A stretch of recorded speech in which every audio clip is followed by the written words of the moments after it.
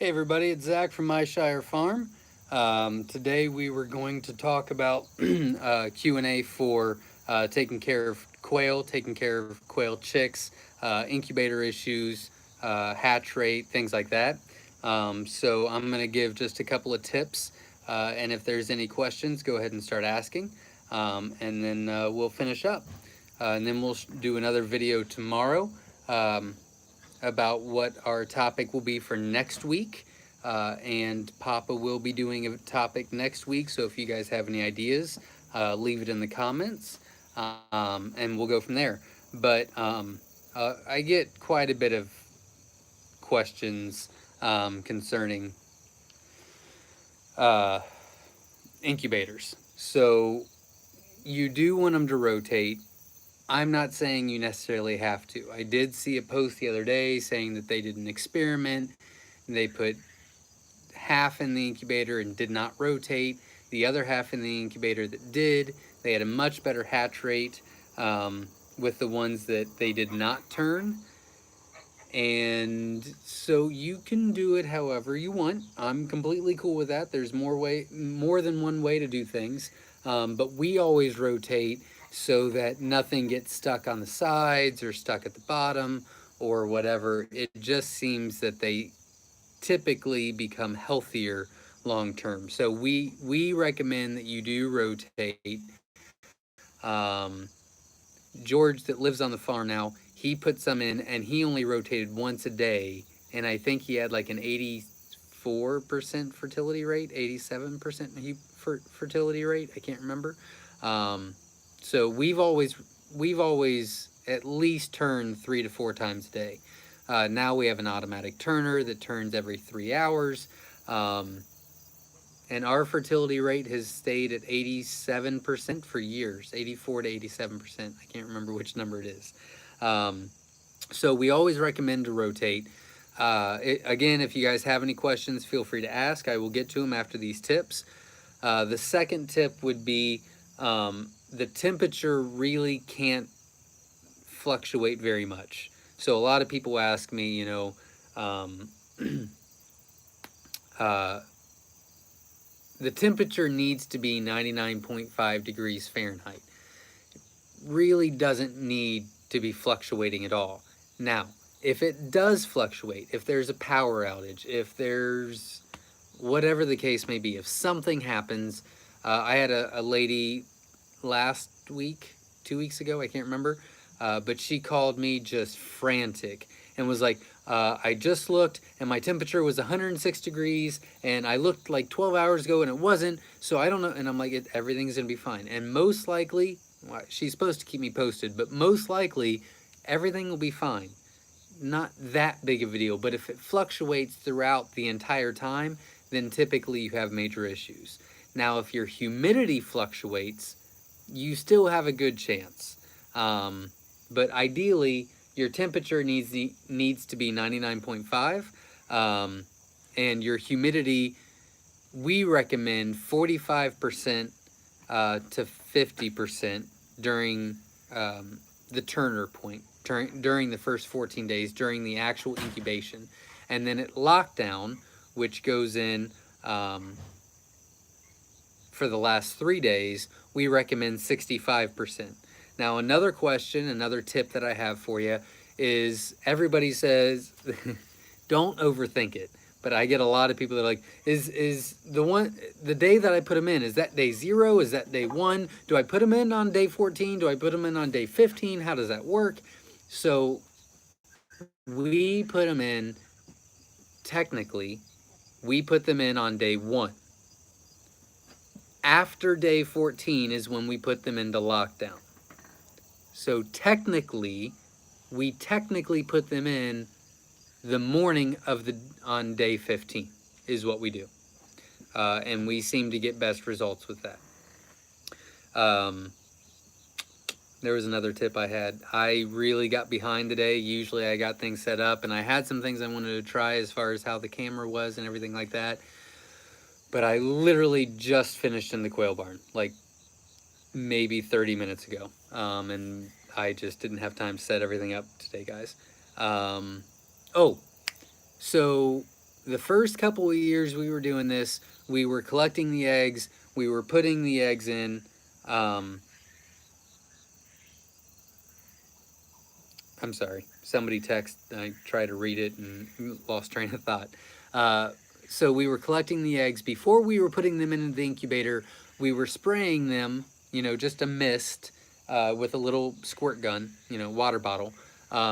We were spraying them with half Listerine and half water, a mix, 50-50. We stopped doing that, and surprisingly, we got much better results. When we were doing that, I think our fertility rate was 78% for years. We stopped doing it, and we're now at 85, 87%. One of those numbers, I can't remember. Fertility rate, consistent, like every week. So that's the only thing that changed. Temp stayed the same, humidity stayed the same. It's the same incubator, same turning, same time, same everything. The only thing we changed was we stopped misting, and we grew 10% fertility, which is huge, especially if you put in as many eggs as we do. So that's another tip. If you still want to do it, there's nothing wrong with it. We did it for years. We just kind of got away with it. I just did it on a whim, mainly because I was out and I didn't feel like going to the store to get Listerine. And we got a great hatch rate, so I thought, well, let's try it again, but this time I'll monitor it. And it did even better, so that was really cool. So those were my tips that I have for incubating. For lockdown, I don't really have that many tips. Keep the humidity up. I guess my one tip would be leave them in for 24 hours. I know it is hard. It's hard for me because we have a glass door to our lockdown. And so I walk by, and then I've got hundreds of chicks in these trays, and they're just staring at me. And they're like, hey, I went out. And I'm like, oh, I want to. And sometimes I give in because I feel bad. But I never get more to hatch after that. Every time I do it, I regret it. Every time. So I get a ton of questions. Usually it's the people that are starting to hatch. And then they start freaking out. They're like, do I take them out? Do I leave them in? Do I leave them in for 48 hours? Do I leave them in 36 hours? Do I leave them in? Rule of thumb, take them out in 24 hours. A day after they hatch, take them out. Rule of thumb. That's what I do now. I always felt guilty because I was leaving them in for 36 hours, and some of them were not making it. But mainly it was because I felt that they were in there for so long. I felt really bad. So I did it for 24 hours. My death ratio fatality rate, death ratio sounds bad. My fatality rate has dropped immensely. Ralph, I got your question. I will ask it in just a second, or I will read it in just a second and try to answer it for you. But 24 hours to me is a very good. They're dry, they're fluffy, majority is hatched. Take them out, make them feel good, give them food and water, and they're good to go. So that would pretty much be my only tip for lockdown. I will read. Holy cow, what is going on tonight? I'm telling you, it has been a long day. I overslept. I had extra chores. It's just been a bad day, guys. Bad. I don't want to say bad day. It's been a trying day. Character building day. I will read Ralph's question. I will try to answer it. Then we will move on to the brooder tips. Again, if you guys have any questions, specific questions, feel free to ask. We will be talking about raising quail in general. So I've already talked about the incubator. If you just joined, you can feel free to ask the question if you missed it. I've already talked about tips on lockdown. I'm going to be moving on to chicks and brooders, moving on to layers, moving on to, when to change their feed, things like that. So if you have any questions, feel free to ask. What would you advise as far as temp, humidity, day of lockdown, and total days of incubation for northern bob whites? Oh, I can't answer that. We haven't had bob whites in years. 5, 7 years we haven't had bob whites, and it's different and it's longer. It's similar. I don't remember. Couldn't even. I don't want to say. Um, I have it written down though, so if you want to text me, uh, I can take a picture of that chart that we made, because we've got it all for how long chickens need to be in there, and peacocks and turkeys and pheasants and chuckers and Coturnix quail and bobwhite quail. It's a huge chart that Jenna made right when we started, years and years and years and years ago. It was really cool. We still have it. In fact, it's hanging up somewhere, I think. So I can take a picture of it if you'd like. Go ahead and text me at 937-760-7282. And I can send that to you. So let's go on to tips with chicks. So usually I go around and I'll show you the brooders, or I'll show you the incubator, I'll show you the lockdown while we're doing this. I'm telling you guys, I have had a very long day and I just didn't have the energy to do all that today. I'm sorry. So I apologize in advance. If you guys need a visual, feel free to text me and I can send you a picture of our brooders or whatever. But tips for chicks. It's pretty catchy, kind of cool. So you want to make sure. Look, you can technically read all this and go with all this advice as far as, it needs to be 99.5 degrees on the first day and then 0.2 degrees less every day after that. Blah, blah, blah. And I'm not saying that's wrong. We followed that, and it's really stressful and unnecessary. Just let the chicks tell you what you want. So make it hot. Give them an area to cool off. Give them an area to get warm, and then give them an area to be super hot. So for example, if you have not seen our brooders, we actually just did a brooder last week on Sunday on the Q&A that shows you our brooder. So it has 2 doors. It's got the light right in the middle. So on the left side, we cover it up to make it as hot as possible. And then we cover just a hair, 3 inches maybe, on the other door, because that's right on the other side of the light. So then that's the hottest, so they can be warm, they can be hot, and then we've got that open space where they can kind of go over there and get cooled down. And they're smart enough to know where they need to be at. Now, they are not smart enough to know to walk away from the heat to get their food and water. So your feed really needs to be right by the water. So if you've got a light hanging down, that's where wow, I was super close. Sorry, guys. Most people have a brooder that the light hangs straight down, and then you can kind of adjust it. If that's the case, you want feed in all 3 areas. You want feed on the left side, you want feed in the middle, and you want feed all the way on the right where it's the coolest, right? So, therefore, they're not going to starve themselves. Wherever they are, they will always have food. Because we have had chicks that are cold during the winter, and so they stay right under the heat lamp, and they just don't realize that they have to walk away from the heat just for a second to get that food. So you need feed in multiple areas. Also, you want to make sure that the water is very close to the heat source without becoming a fire hazard. So typically we put in 2 waters, one on each side of the water. And then after the first week, I typically take one out. Just to be precautious, but I bought enough waters that we can do that. So that would be my tips for the brooder, is multiple heat or multiple feed, multiple waters, and give them different temps where they can go where they want to go.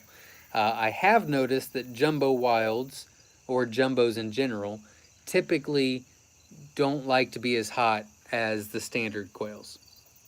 So I kind of experienced that, did a couple research tests on that, and the jumbo wilds, I put in jumbo wilds and I put in Tibetans, scarlets, and rosettas. I did. And all the non-jumbos were right in front of the heat lamp for the first 3 days. All the jumbos were under the heat lamp for the first day. After that, they actually moved over to the warm side. And then I think 3 days before the other ones moved, they went to the cool side of it. So that was kind of a cool experiment. I've only had one question, so I'm hoping that I'm not boring the crap out of you guys. But I'm going to take it as I am giving you so much info that I'm answering all of your questions before you even ask. So you're welcome. But if you guys do have any questions, feel free to ask. Moving away from the brooder, or well, no, one more tip for the brooder would be I would not leave them in there for longer than 3 weeks. Thanks, guys. You know, I realized, off topic, I realized that I typically search for you guys to say that. Last week, or last time I did it, Papa did it last week. Last week I did it, I said something, and then I had like a ton of texts that was like, oh no, you're doing great, or a bunch of comments that were like, no, we love it. And I'm like, I wasn't asking for, I was just, you know, so obviously I did it again. So obviously I do need that encouragement. Who knew? So, I'm using heat plates now, but they don't like coming from under them. You know, I really should buy some. I should invest in some just to experiment with it. I'm very happy with our setup, but I typically like to buy things. That was a good comment, Valerie. I typically like to buy some things and experiment with them just so I can try to help you guys out. I'm actually considering, have not pulled the trigger yet. I'm considering buying a couple incubators, maybe a styrofoam incubator and a tabletop incubator, and then one of those yellow top incubators. Not because we need them, but I'm thinking about investing in them because I get so many incubator questions and I can't help because we build our own. You know, I can give you the details on what it needs to be, but as far as troubleshooting the incubator itself, I'm just no help at all. So I'm thinking about doing that. But the point of all that rant, sorry, was the heat plate looks pretty cool, and I do know a very good friend of mine that lives not too far away that we got them addicted to quail. Has the heat lamps and he loves them. He bought a couple on eBay and just he says the heat lamps are great. And he pretty much puts the feed. So the heat lamp that he has, and most of them I've seen, is like a big. Well, I'm holding the phone. I can't really show you. It's just a square, you know. That was a circle, but it's a square. Some of them are rectangle or whatever. There might be circular ones out there. I don't know. But he takes the feed and he puts it all the way on the outside of the heat plate, and then he puts waters diagonal on each side, and he has great success. But unfortunately, I've never used them. But that was a good question to think about. Several other questions I had have been answering along with some I didn't think of. See, you're welcome.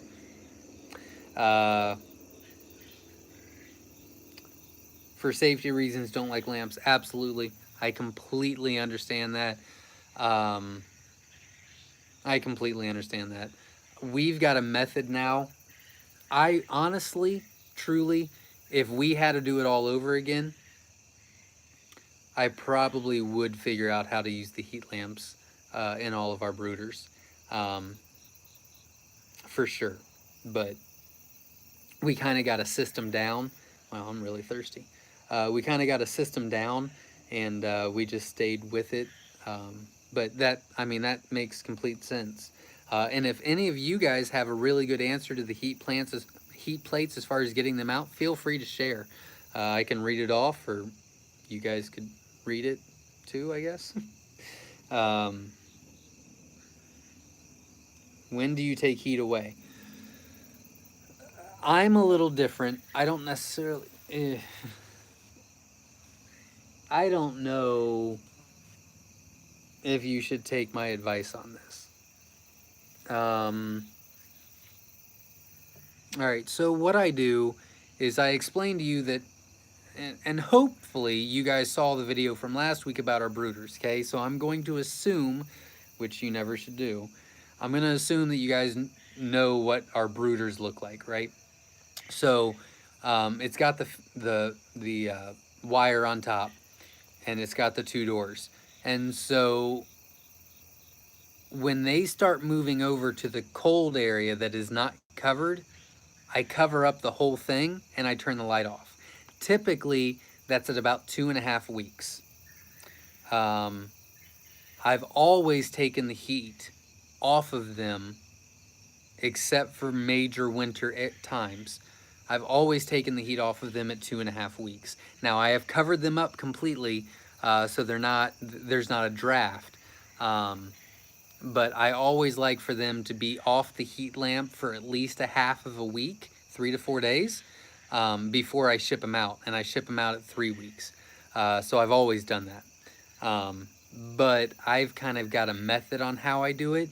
So I'm afraid to say 2.5 weeks, and then that's too soon because you don't have the method that I have, if that makes sense. So I honestly, I really let the quail tell me what to do. I really do. I cannot stress to you that enough. I said that wrong, but I'm not going to try to. I'm telling you, it's been a long freaking week, guys. Long week. This has probably been the hardest week ever. I cannot remember the last time I've had as long of a week as I've had this week. It's been great. It's been successful. It's been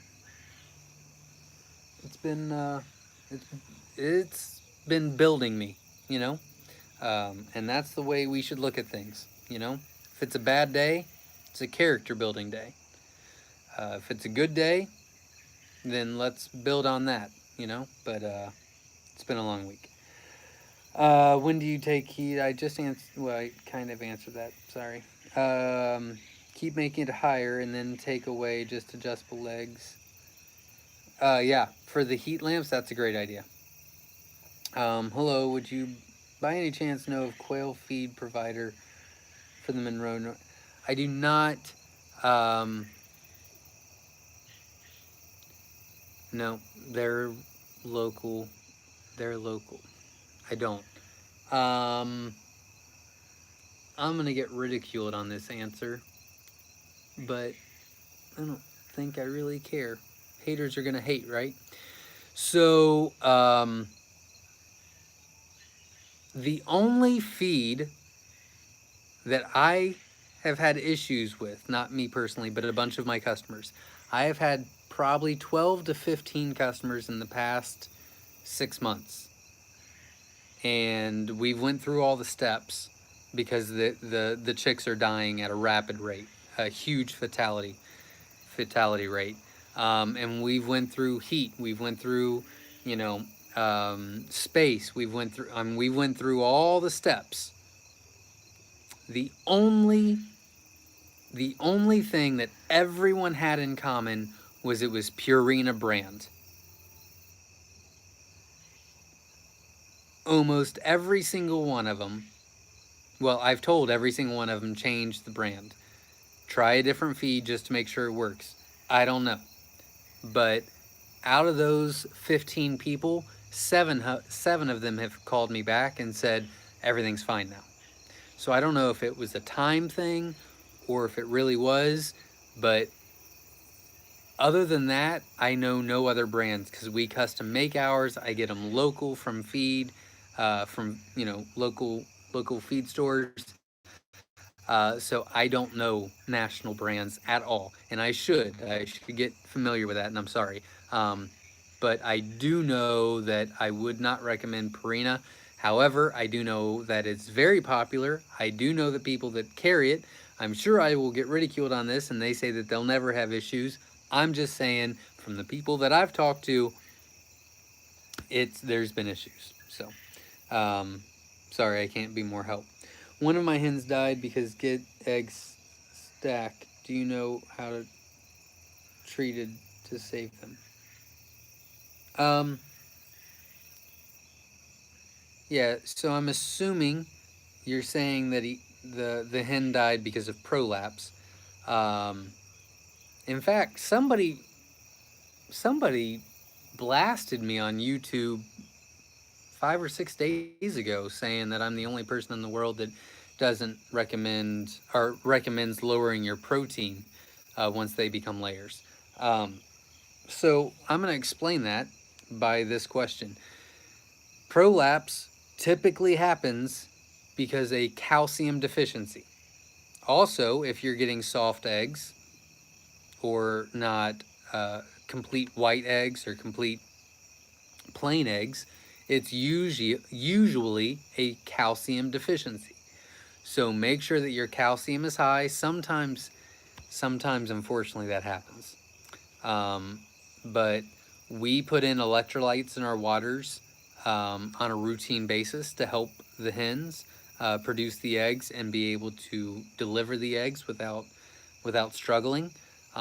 Make sure that your calcium is high, and that we don't get very many deaths because our calcium is very high and we put electrolytes in the water on a routine basis.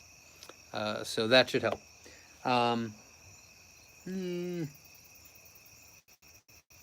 After 3 or 4 days, sorry, my bad. After 3 or 4 days, I raise up my heat plate thing one notch. Then again, the end of the week, and then I take the heat plate out after a week and a half or so during the day and put it back in at night.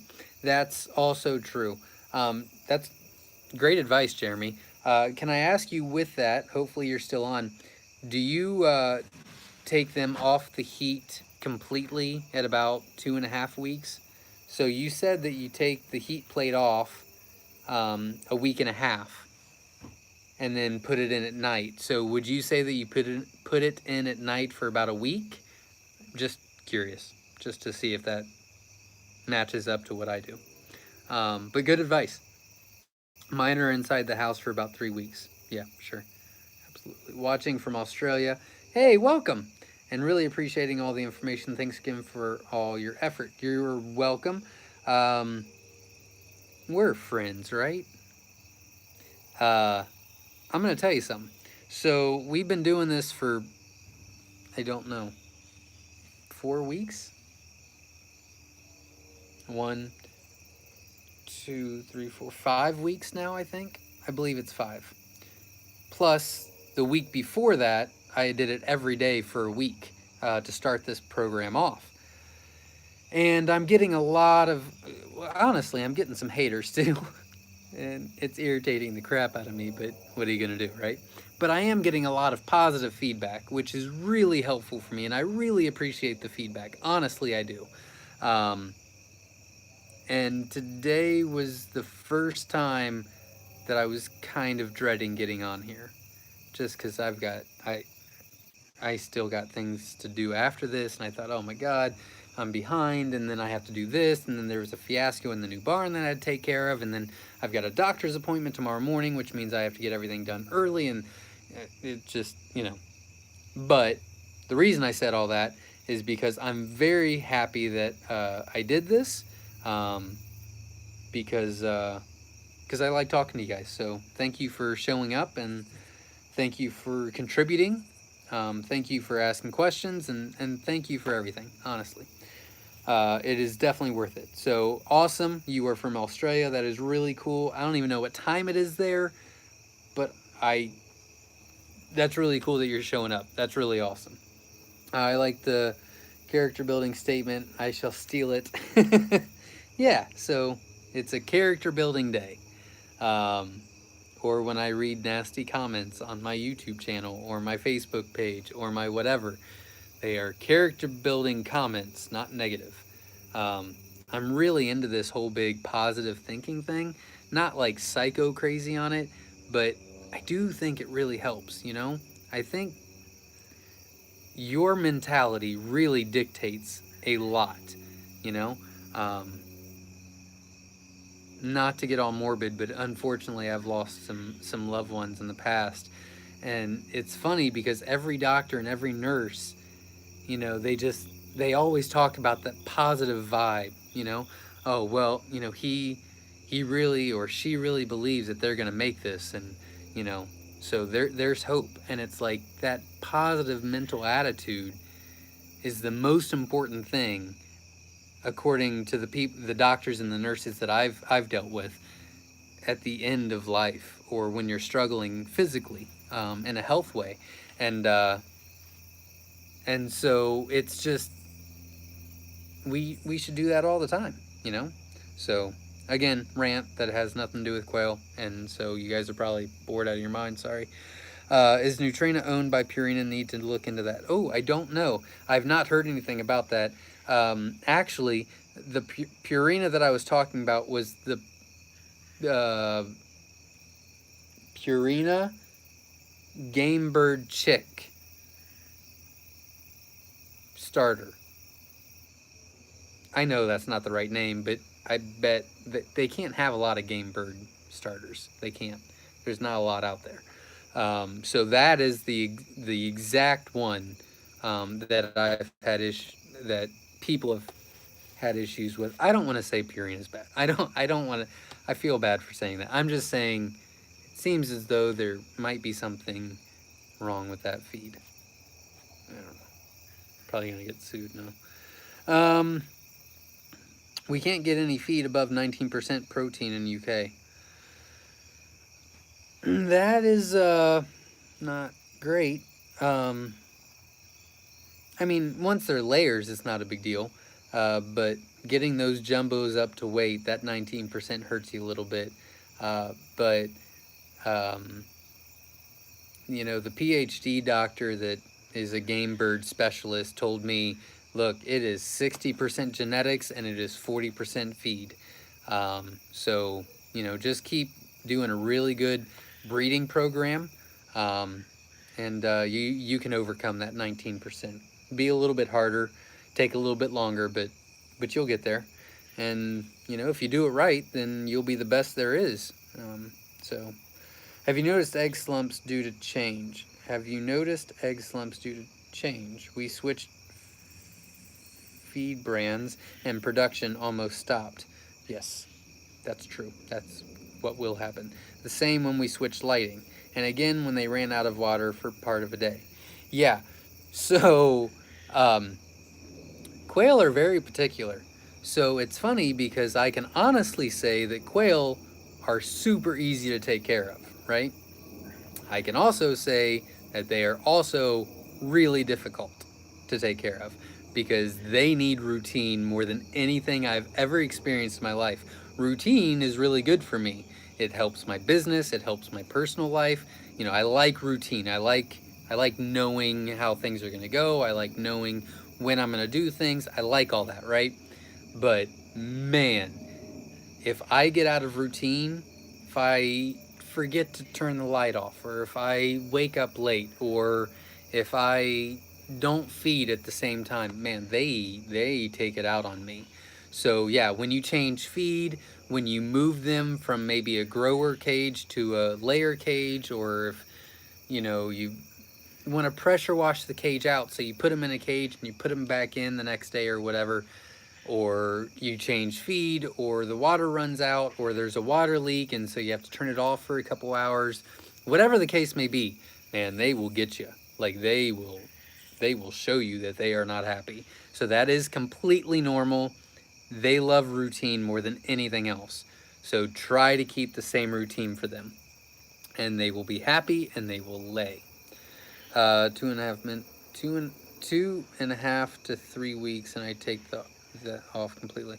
So that pretty much matches up exactly what I had said before, as far as the heat. So that makes me feel better. So cool. Thanks, Jeremy. It's really cool. Also, I know you switched to layer feed after several weeks. We are feeding 26% protein and supplementing oyster shells. Is there any reason to switch to lower protein with the calcium provided? No, there's really not. The only reason I say that you don't need a high protein is because usually higher, well, yeah, the higher the protein, the more expensive it is. And so you really don't need it, you know? You don't need them to grow anymore, you know? Um, and it's not like it's not cost effective. Now, if you can get that feed for a fairly good price, that has high in both, then I am not going against that at all. But I am saying that when we go from our 28% protein starter to our 19%, 18% protein layer, the price is massive. I think it's, well, I'll just tell you how much I pay. Can't hurt, right? So our starter grower is $18.50 for every 50-pound bag. Yeah, super expensive.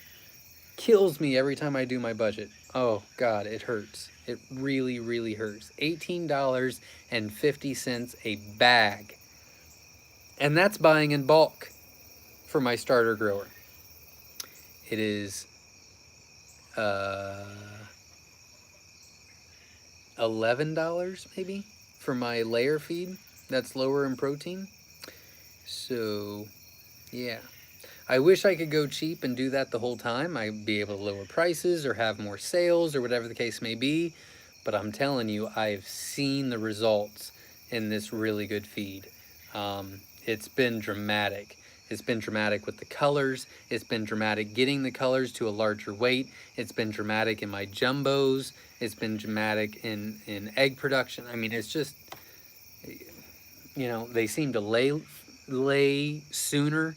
So don't go cheap on the feed. On the same token, if you can get a cheaper feed with a good rate of calcium while they're laying, go the cheaper route.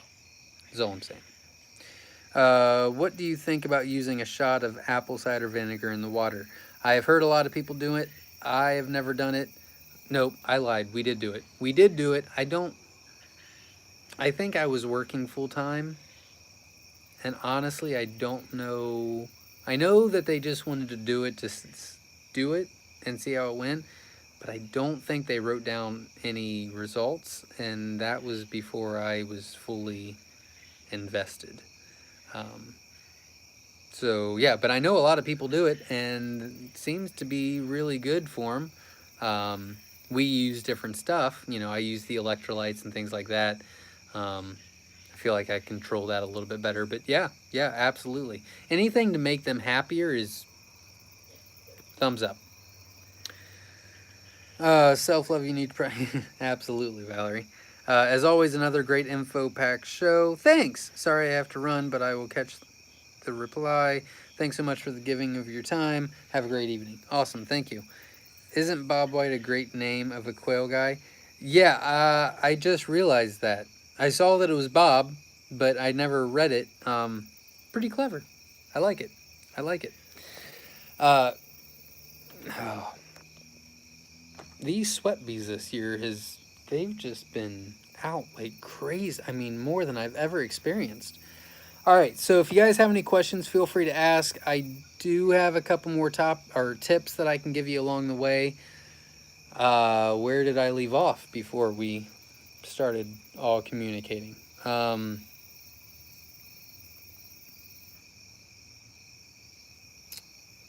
was in brooder. Did I stop with the brooder? I think I did.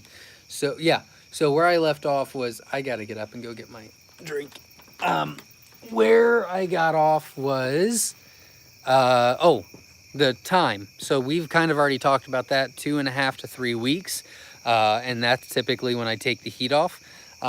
So after that, I move hours to either into a box to ship, or I move them over to a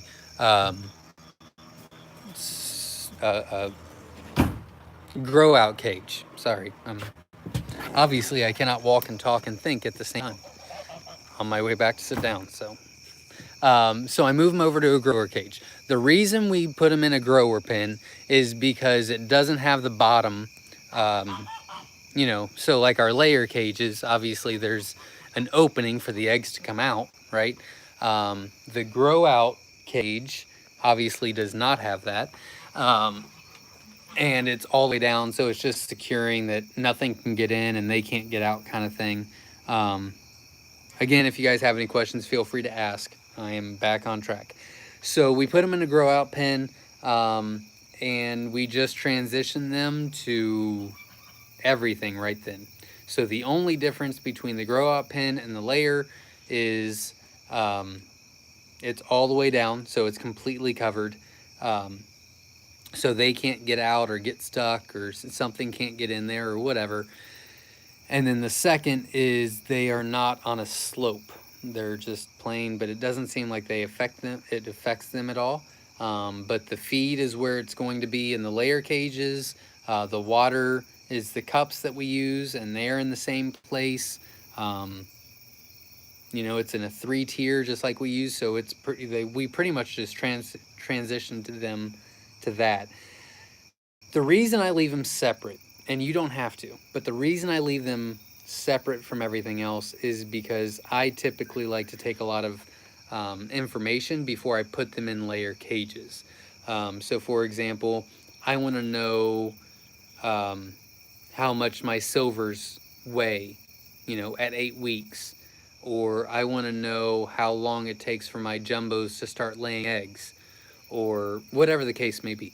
So I like to do a lot of research on that because I feel like the more I want to do things on purpose, and I feel like the more I do on purpose, the better help I can be for you guys.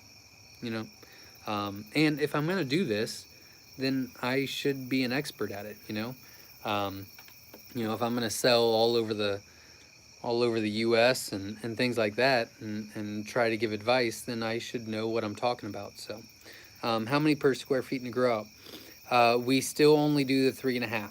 So once they're 3 weeks, we move them over to the cages. And so, So the brooders, I recommend six quail per square foot. 6 quail per square foot in the brooder, up to 3 weeks old. Once they're 3 weeks old, we put them in the cages, which we do a 3.5 quail per square foot ratio. And then I do not separate the males and the hens in the grow out pen. They're not fully mature yet, so it doesn't matter. And it seems as though that if I keep the male, and I can't prove this, so this is just my thought, okay? It seems as though that if I keep the males with the hens at a young age, the males are less aggressive later on. That's just what I've seen, what I've noticed. So typically I keep the males in, and then when I move them over to the layer cages, it's still a 3.5 quail per square foot. And I recommend, I'm going to say this right, I recommend a 5-to-1 ratio. 5 hens to every 1 male. I do not do that because I want you to have a very high rate when you order shipped eggs. So I do not follow that rule because I ship, 250,000 eggs a year, and I guarantee a 50% hatch rate. And so therefore I have to have a smaller, I only do 4-to-1. My jumbo cages, I do 3.5-to-1. I really like the number 3.5, obviously. But I want to make sure that it's fertile and that you have the best chances of getting a high rate. And if you're hatching for yourself or you're hatching to sell the chicks or whatever, you don't need that. You really don't.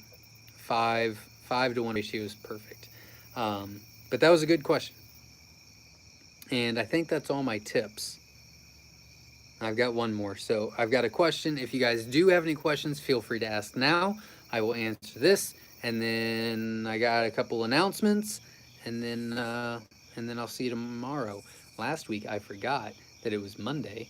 and I did not post our topic, and I really, really felt guilty. Like, I did the video, and then, man, I felt bad for like 2 days. So I'm really sorry. I've got it marked on my phone as an alarm every week now, so I won't forget. I seem to have issues finding buyers for my adult birds live or butchered. Do you have any advice? um, hold, please. Uh, yeah, I can give you some advice on that. So your picture, profile picture, is a snake. So I'm assuming you've got a reptile community.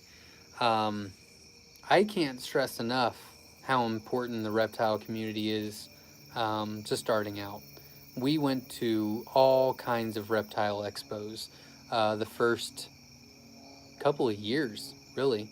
Tegus love the eggs, um, and then pretty much any constrictor love quail. Um, my daughter has a boa that is massive. I mean, it's big. I'm gonna try to put my phone down and show you how. It's probably it's probably about that that big around, and it's 8 foot, 9 foot. It's freaking scary. I had I hired some people to come over here and put new windows in the girls' room, and they walked in. They're like, yeah, we're gonna need you to move that snake cage. We're like, it's in the cage, it's fine. They're like, no, no, move it out of the room. We're like, okay. So the reason I said all that is because I was ranting. But going back to the reptile community, it's very important to have falconries. Um, and I'm not saying anything negative about falconries, but you as a quail breeder need to make money, and they have to feed their birds of prey, and they don't just feed them quail; they feed them multiple things and things like that, and it gets expensive, So, um, you gotta work on the price with them, but they're a good group to go through. There's always every state has a falconry association. Most every state has a website to the Falconry Association that has a list of members and where they're located. That could help tremendously. Um, Asian markets love quail. It's a delicacy over in Vietnam and Asia in general. So you can always, there's usually some Vietnamese and Asian local groups in the area, like a community. Um, so you could check that out. Um, dog hunting, or I'm sorry, dog training for for for uh, for hunting.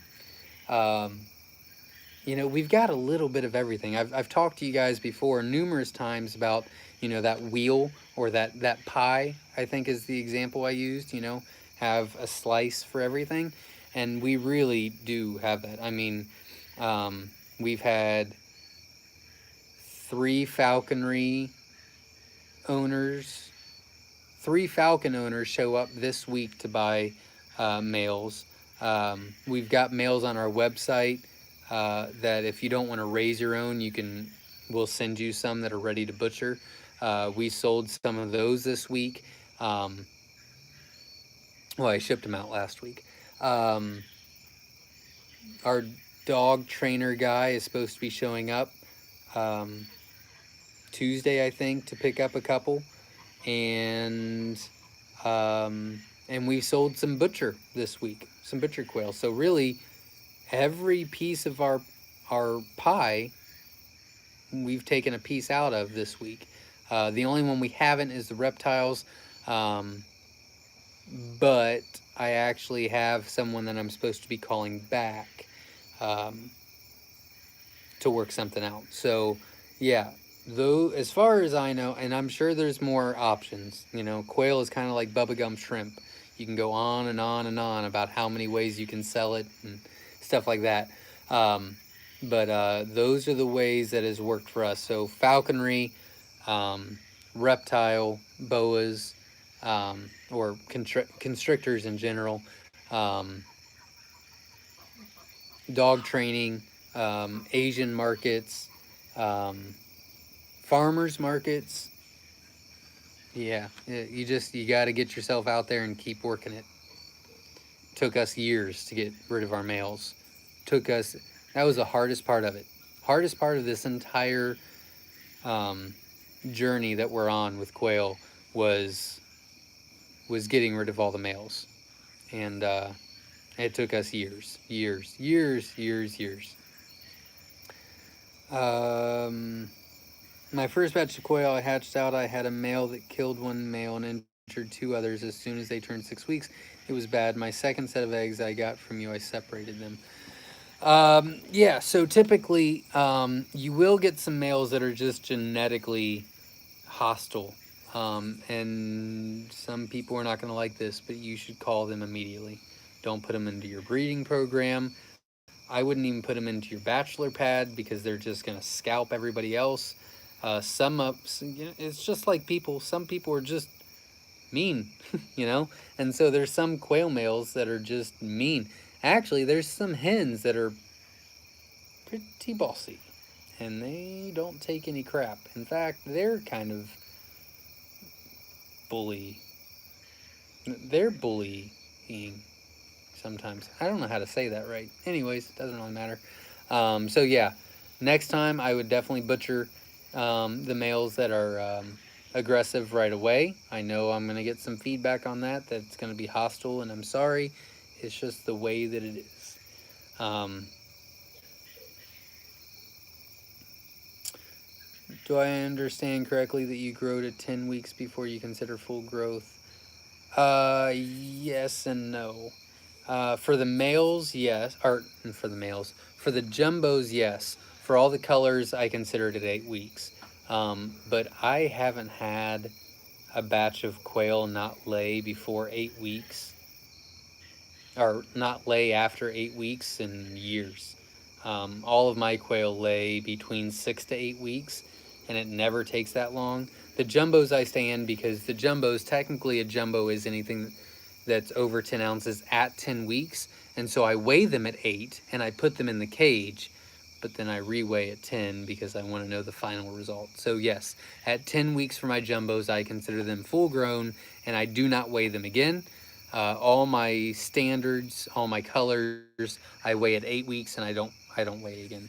There's sometimes I do, like my silvers. Sometimes I'll get them out and weigh them again, but it's a lot of work to weigh all those. Both males and females, or do you call males earlier? Actually, I call my males at 8 weeks. I don't call the hens. But yeah, when I move them into the breeder cages, obviously I need more hens than I do males. And so I put the rest of the males into a call cage and get that taken care of as fast as possible because I don't want to feed them anymore. Um,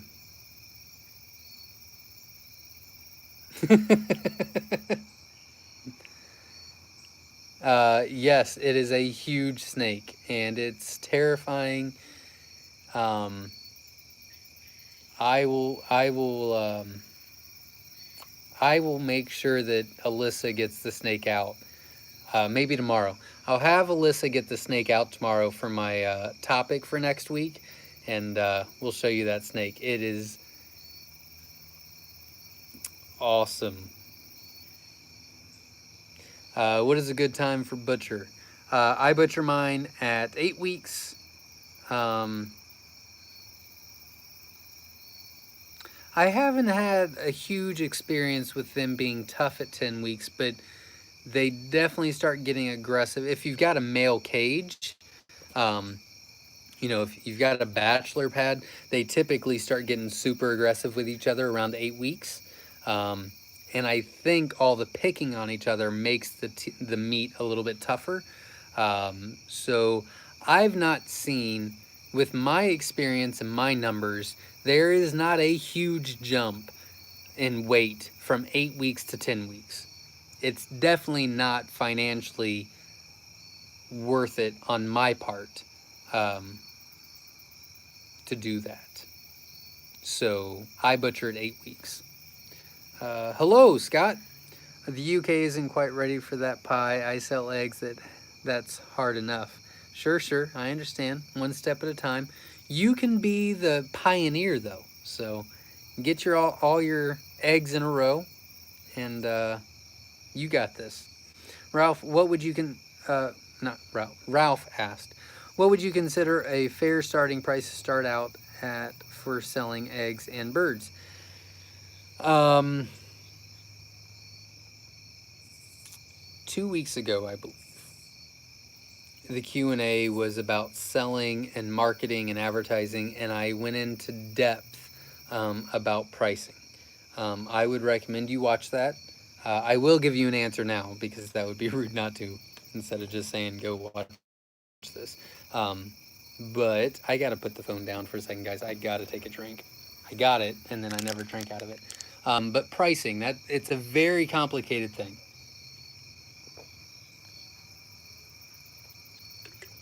Oh, that feels so much better. All right, so number one, there's two things that you need to focus on as far as getting your price right.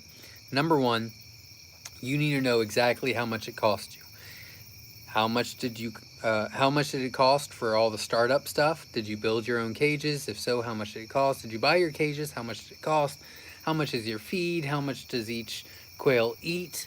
How much do they cost per day? What's your electric bill? What's this? What's that? Add it all up. Find out how much it costs to raise a quail for you. Don't forget to put your time in there. Then let's just say, it costs, let's say it costs, I don't know. Let's say it costs 20 cents an egg. So it costs you 20 cents an egg to raise a quail, to feed them every day, for the lights, for the water, for the everything.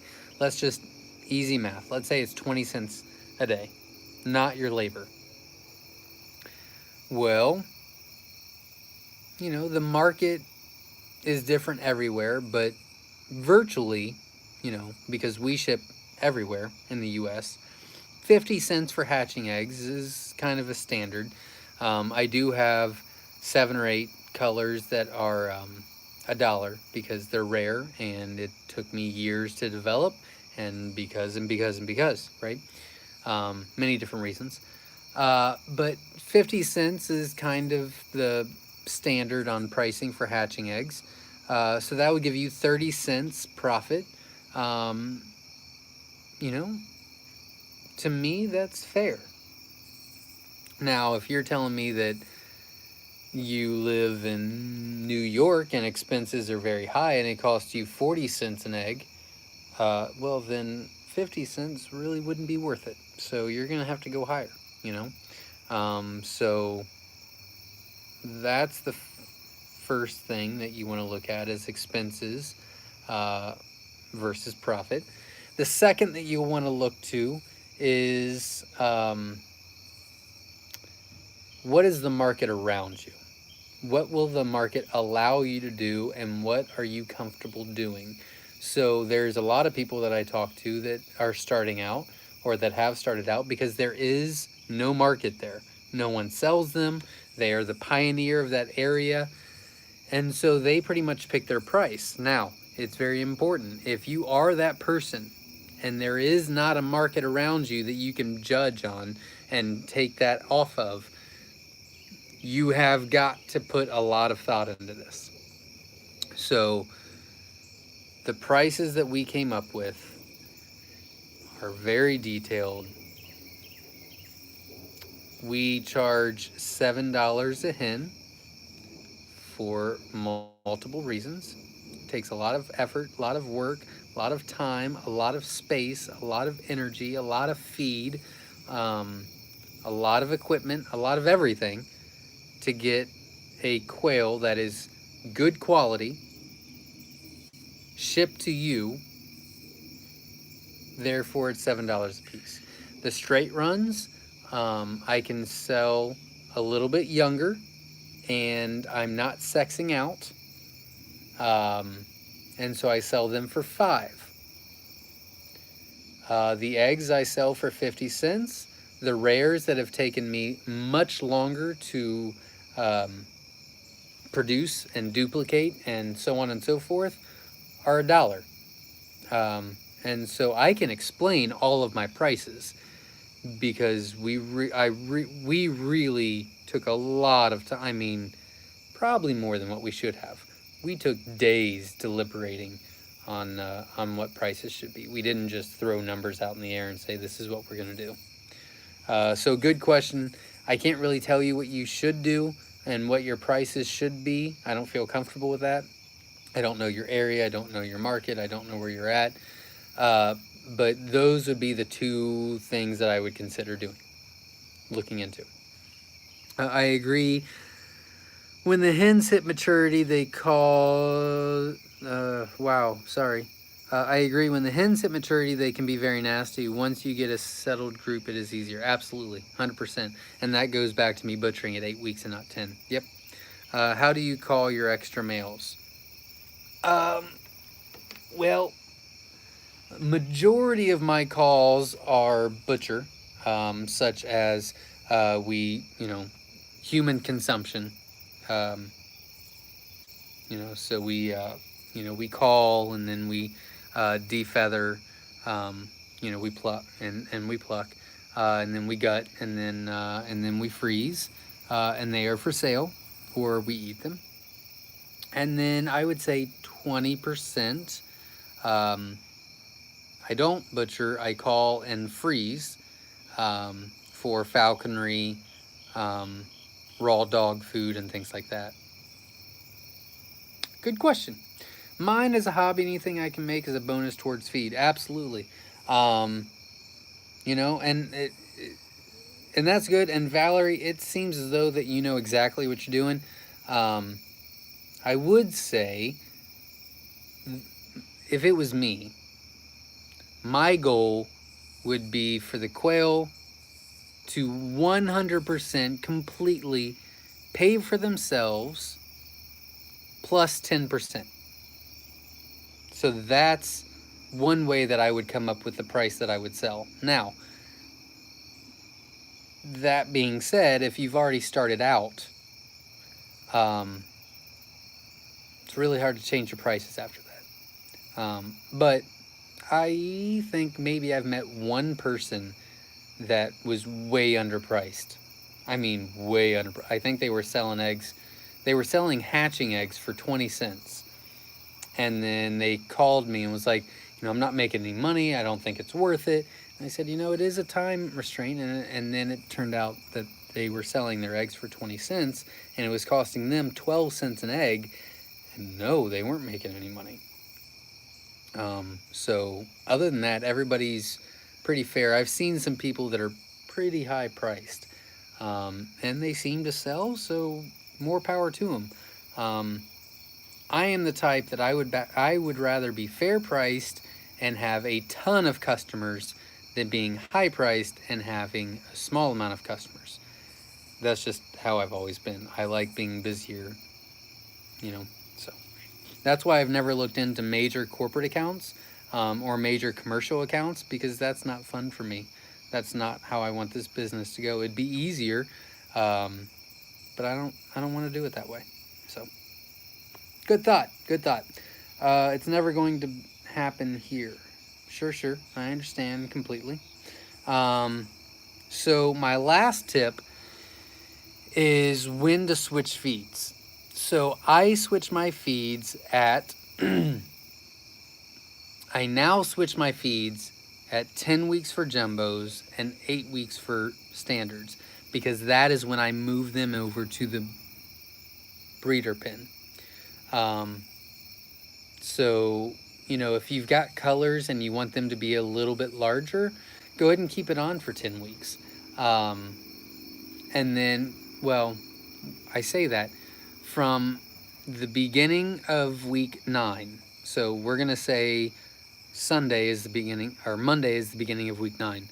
From Monday until that Sunday, I mix the feed together.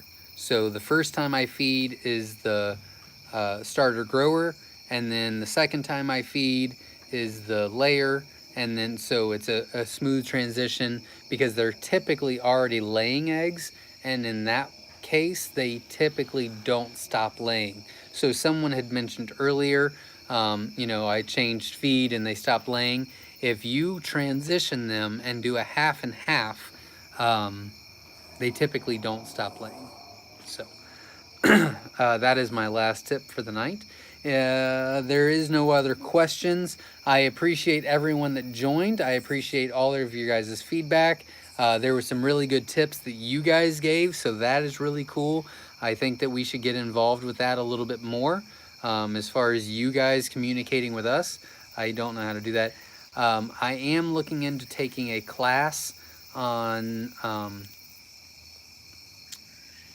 like social media, electronics kind of thing, because I'm really dumb when it comes to this stuff. I'm just very naive. I'm just not, I don't know. I just don't know. And I don't know what I don't know. But I'd really like to do some really cool stuff. I've been talking to a couple, I won't say their names yet. I've been talking to a couple YouTubers that it'd be really cool if me and him could do like a split screen and do a live feed for Q&A.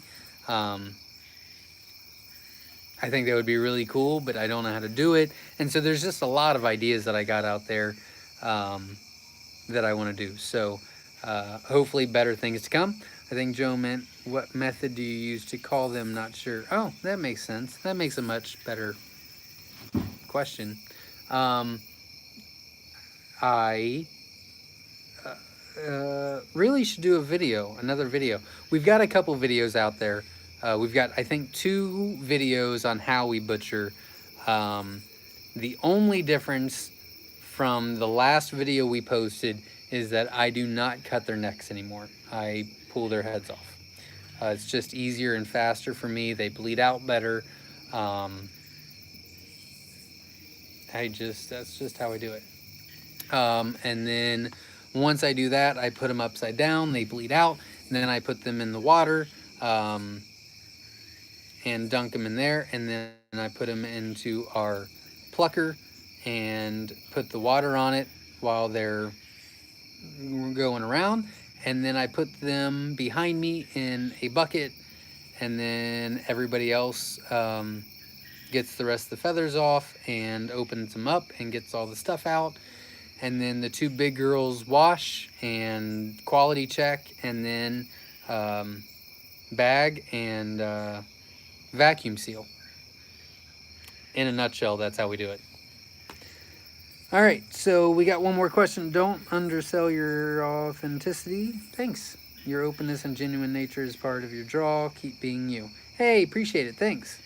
Thank you for your time and info. Really appreciate it, guys. Remember, I don't have all the answers. You don't have to agree with me. It seems as though that I get most of the haters after the live video.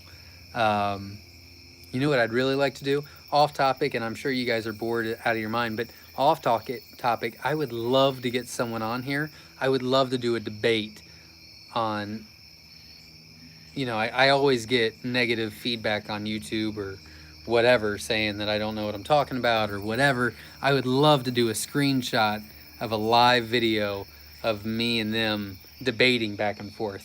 I think that would be super cool, but I don't know how to do it, so I'm going to learn, and then I'm going to find a hater of mine and then convince them that they should do it, and it's going to be a whole lot of fun, so I'm really excited about that. Also, I've got a couple ideas I'm hoping to get to this week to do videos during the week. They won't be live. They're just, I need to put Papa's video together as far as he did a video like his cage video. He did that for his lockdown video, which is really interesting and really cool. I want to do a video about our website. and I got a couple other ideas that I want to do. But, sorry, I would recommend, if you want a video, a detailed video on the conveyor system, I would highly recommend that you go through our videos and find a short one that you really like and that you really think would help someone else, and you share it and you post it on Facebook or on YouTube or whatever. Share it to your YouTube channel or whatever, because that still, if they like us and they like that video, they'll go to our page and they'll subscribe. The faster we get to 10,000 subscribers, the faster we do that video. So you can help us do your part and we will do our part. I really appreciate all the positive feedback that I get from you guys. Feel free to give me topics that you would like to talk about. I've got a couple in mind, but I don't have one for every week for the rest of the year, you know. So topics would help. I did do a giveaway, I don't know, 6 months ago maybe, less than that maybe, as far as topics that people wanted to talk about, and so I still can go back to that. But things have changed, people are new, we've added. Hey, Brazil. You know, I've never had them. I can't really answer that question, I'm sorry. So if you guys have questions, feel free to ask. I appreciate you spending time with us. I appreciate you contributing and you participating. It means the world to me, and we'll see you tomorrow. Thanks, guys.